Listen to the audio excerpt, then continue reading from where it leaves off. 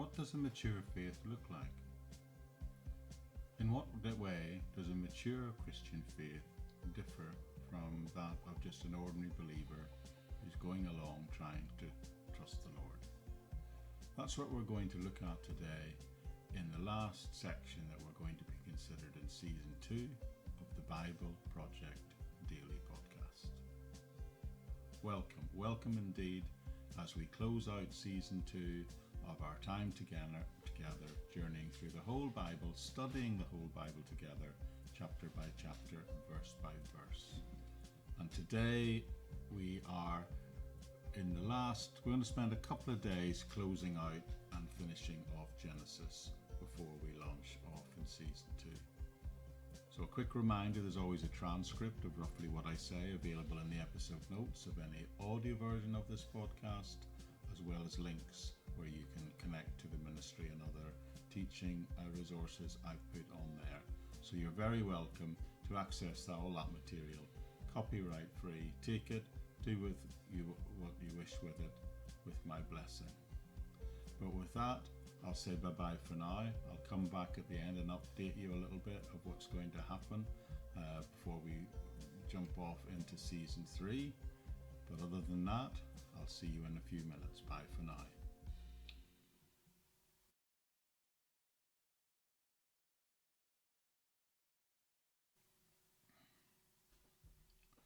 Today we're looking at the last sort of 5-10 verses of Genesis chapter 50. We're closing off the book of Genesis, and we're going to look at it and consider what it means to have a mature faith.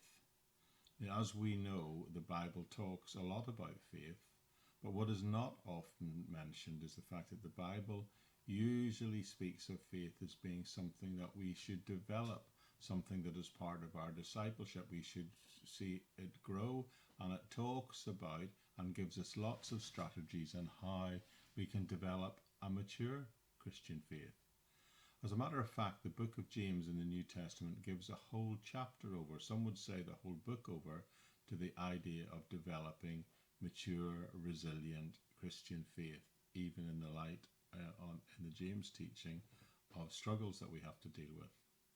So my question today is, what does a mature Christian faith look like? What does a mature faith look like, and how does it differ from the life of just an ordinary believer who's just plodding along and doing their best to trust the Lord? Well, I think this last closing section of this book of Genesis, this last chapter, is an illustration of the end of the life of a man who exhibited a mature faith, and also the son of that man who, in the light of his circumstances, demonstrated and is seen to have the most incredibly deep, mature Christian faith. Now, as a matter of fact, the people listed in this book are listed in the book of Hebrews as an example of mature faith, as an example of people who belong to what is called, is described in the book of Hebrews as the great roll call of faith that is given over the people who've appeared previously in the biblical salvation narrative. So we're going to begin to look at the faith of Joseph, particularly today in Genesis chapter 50, and I'm going to pick up where we left off last time and begin reading at verse 15, which tells us this. When Joseph's brothers saw that their father was dead, they said, "What if Joseph holds a grudge against us and pays us back for all the wrongs we did him?" So they sent word to Joseph, saying, "Your father left these instructions before he died. This is what you are to say to Joseph. I ask you to forgive your brothers the sins and the wrongs they committed in treating you so badly. Now please forgive the sins of the servants of the God of your father." When their message came to him, Joseph wept. So let's pause there and try and put this in perspective of what's happened. If you've been with us on this journey, in fact, if you've been on this whole journey as we've been going through the book of Genesis, then you'll know that Jacob, Joseph's father, had 12 sons, one of which was Joseph, of course. The story narrative as it went along, particularly in these last 13 chapters, told us that Joseph was actually, early on it told us that Joseph was his father's favourite, and for that reason and other reasons they got jealous of him, so much so that they actually sold him into slavery. Now the slave owners who took him, they took Joseph into Egypt, where he was sold and became a slave to a powerful person in Egypt, but then unjustly he ended up thrown in prison. But following a series of what could only be described as near miraculous events, he goes from being prisoner to prime minister in a single day. He finds himself second in command of all of Egypt. Only Pharaoh has more power than him in the land. Now the Lord did all of this because a famine was coming. In the fullness of time we come to understand that, and he had raised Joseph up in this position so that he was not only able to save the Egyptian nation, but his own family as well, and the emerging nation of Israel. Now this has been a long, involved story, and if you've been tracking with me as we've been going along through the book of Genesis, hopefully you will remember and recall that story. But now here we are, and we're getting to the very last chapter, and Jacob, Joseph's father, has died, and we've been all the way through the death and burial of Jacob, and where what I've just read for you picks up with what has happened after the father was buried. They've taken him back into Canaan and buried him there. Now at this point the brothers become fearful, because they've thought that maybe the fact that while their father was alive, that was a restraint on Joseph, that kept him from retaliating against all the evil things they had done to him when he was young. So they're thinking, when he so now he's dead, what's going to happen now? Remember, Joseph, their brother, is a really powerful man in Egypt, and he could have retaliated if he wanted to. So that's their fear. And that's the way they react in the way they do in these verses. With their father Jacob now dead, they say, oh dear, we're potentially in big trouble here. Perhaps Joseph will remember this. He'll hate us. Maybe he'll even repay us. He'll repay us with evil for the evil that we did to him when he was young. So the death of their father has provoked this rather fearful reaction. They're also probably feeling incredibly guilty and worried about the fact that now their father is dead, that Joseph will have free reign and power and authority to get even with them in whatever way he wants, remembering what they did to him when he was a young lad. So they decide to send messengers ahead to Joseph, giving a message which said, before your father died, he said to say this to Joseph. In other words, he said to say, Joseph, please forgive the trespasses of your brothers and their sins and the evil things they did to you. But when Joseph hears this, interestingly, we see his reaction is to cry. Now, I've wondered about whether this is true, whether Jacob really told them to say this, or was that just something they made up out of fear in an attempt to sort of bring this issue up or even deceive Joseph. But as I've wrestled with this passage, I have to say I've not been able to find anything in the text or in the commentaries that confirm or deny that statement one way or another. But what I do see is the fact that Joseph had expressed forgiveness to them, remember, earlier in the story, and if they felt that they perhaps this issue needed to have been dealt with, then really, and it wasn't sort of finished off at that point, really they should have come back to him, well, immediately, certainly quicker than this. They should have done it quicker. I think it's always good advice to say that when there's a sort of something in the background that suggests there's still an ongoing need for reconciliation, the quicker you get it out in the open, the quicker you do it, the better. The longer things are left, the more they can fester and the more difficult it can become to sort them out. But whatever the case of what is actually going on here, we can see that they are, because Joseph, of course, has forgiven them, but definitely these brothers are finally reaching a point where they're coming before Joseph, albeit initially through a third party, and saying, you know, we did these wrong things in the past, please forgive us.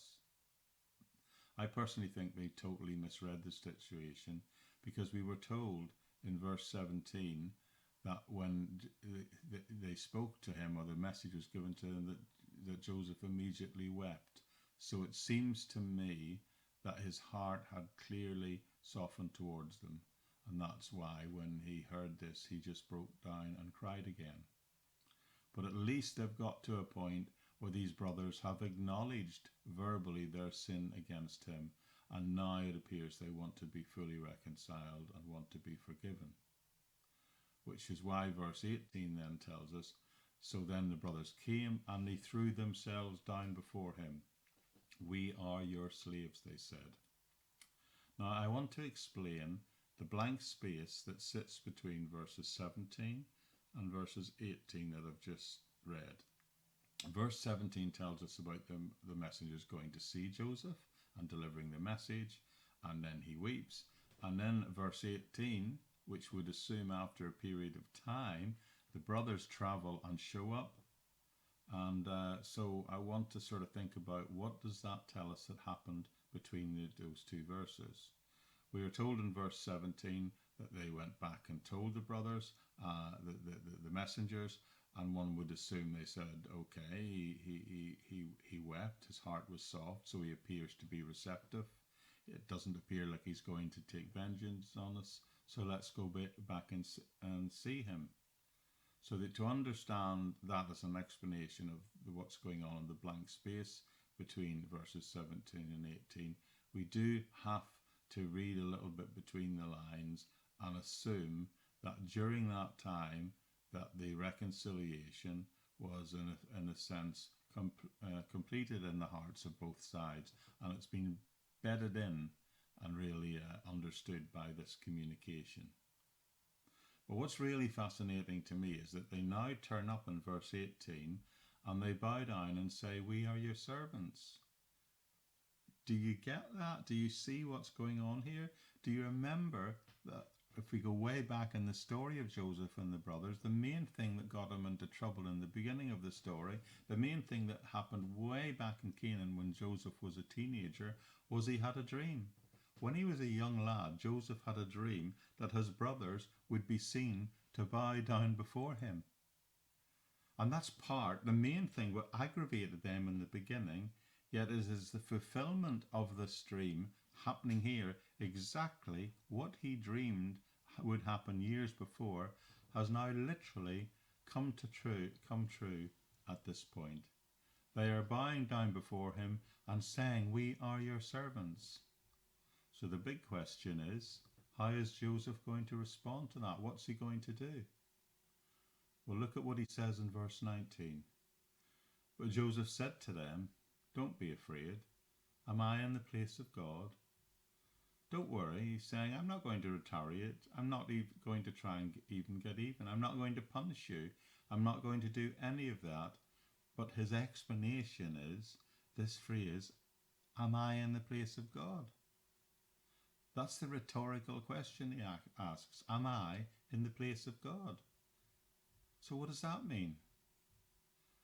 Well, when you read the commentaries and other things, the Bible excerpts suggest that there are two things going on here and are being suggested by the use of this phrase.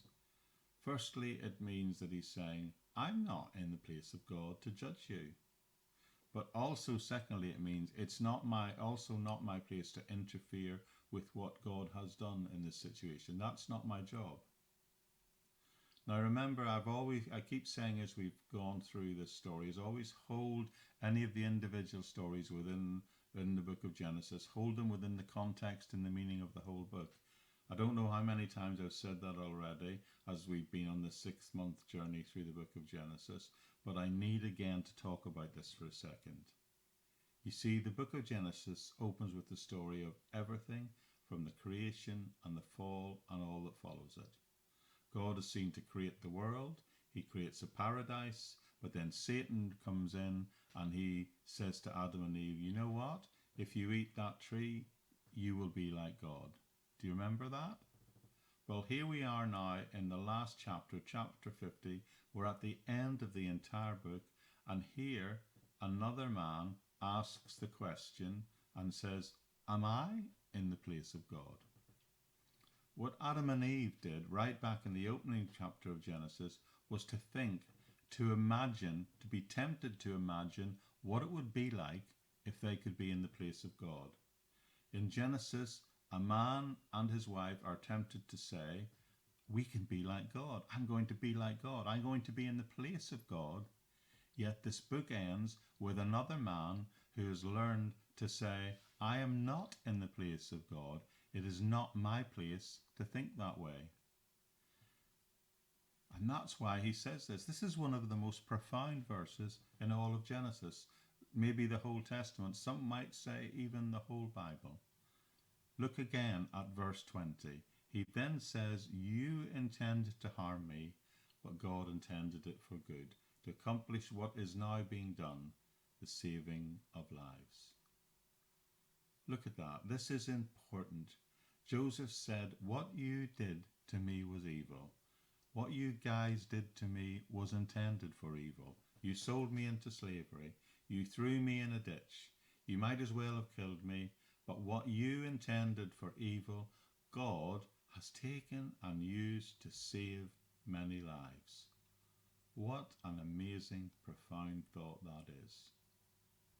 But what's behind this? Well, I want to close today by unpacking this single verse for a moment, because I do believe there's some very, very important stuff to be understood and applied here. Behind this statement lies the fact that what is being said is God is in control of what is going on in all of our lives. God is sovereign. So whatever you do or whatever happens to you, it won't, in the great scheme of things, thwart the plans of God. Even the evil plots of men and women, they all can still be used by God to bring about an outcome whereby people can still praise him.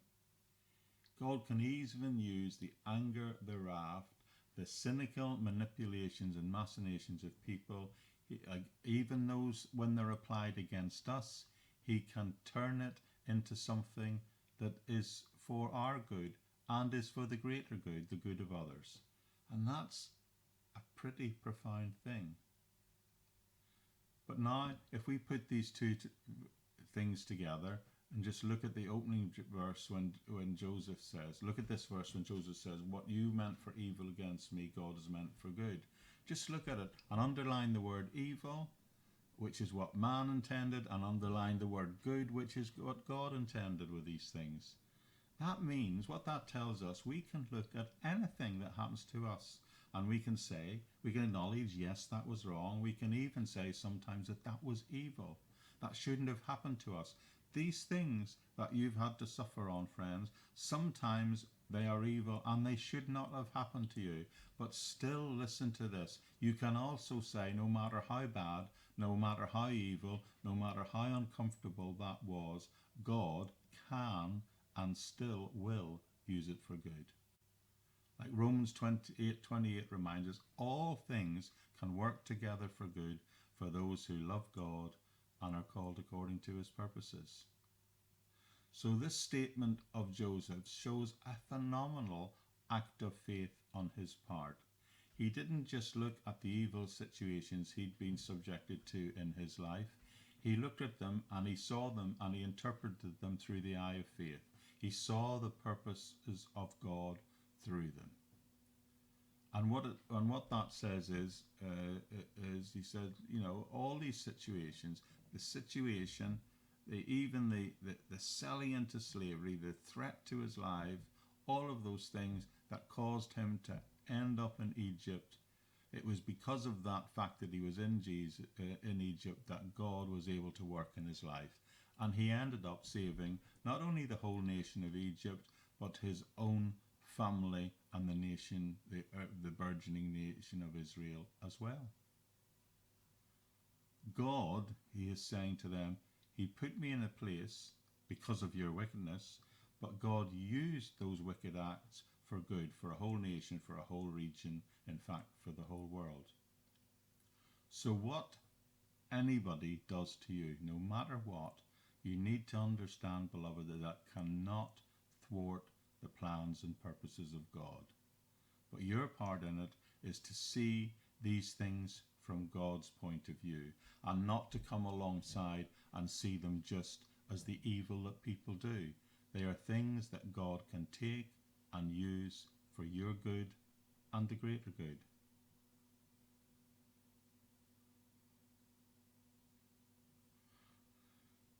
I think we'll leave it there today. But what Joseph will say in response to all of this, well, we'll look at that when we return next time in what will in fact be the final episode in our journey together through the book of Genesis. So bye-bye for now. Okay, friends, we're nearly there. We're nearly at the end. Please do ensure you come back again next time, because we'll be closing off the book of Genesis. I'd just like to remind you that there are free resources available for you in the episode notes of any audio version of the podcast. Look, in a couple of days, we're going to be launching off in the book of Matthew. And I need to just bring you up to date on a few small changes I've been making. Many thousands of you, tens of thousands of you, in fact, have been following along, downloading and listening to the audio version of this podcast. Now, you may also know that a few of you watch this in video format, but less than 2% of people actually watch the videos.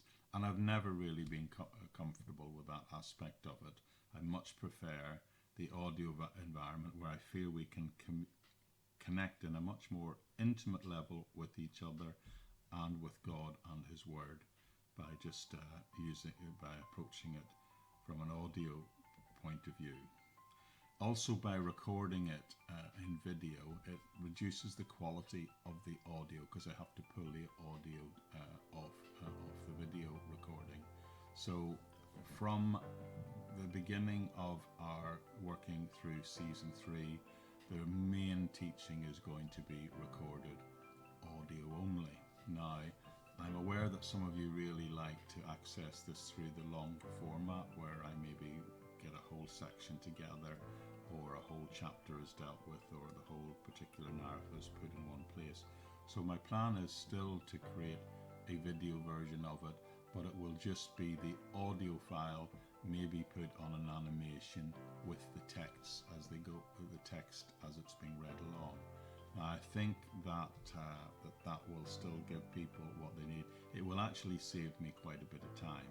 It'll reduce my recording and editing time by around about a third. Each 20 to 25 minute episode, forgetting the preparation time, which is probably 3, 4, 5 hours in preparation time, the actual recording and editing process takes, I usually start about 7 in the morning and finish any time between 11:30 and 1. So it takes all morning. I shall be able to save up at least an hour in the editing process by doing it this way, which then I hope enables me to free up some free time to maybe be in the process of creating some additional help and resources to people. So that's the plan, and I hope you'll stay with me as we make those modest changes. But you know what, friends, I just want to sign off by saying thank you so much for making the commitment to make the study of the Bible part of the rhythm of your daily lives. I know I'm benefiting from it. I'm sure you are too. And I trust I'll see you back here tomorrow and we'll continue doing the same thing. But if you are enjoying it, if you appreciate it in any way, then please consider sharing the link or liking it on social media, whatever the places, parts of the internet you happen to exist in. Why not share what we're doing together so that other people too can benefit from studying the Bible and making it part of their everyday. But other than that, that's bye for today, and I'll see you right back here tomorrow. Well, it'll be tomorrow for me. It'll be whatever day you get your little notification or you decide to go through the next episode of the Bible Project Daily Podcast. Bye-bye for now.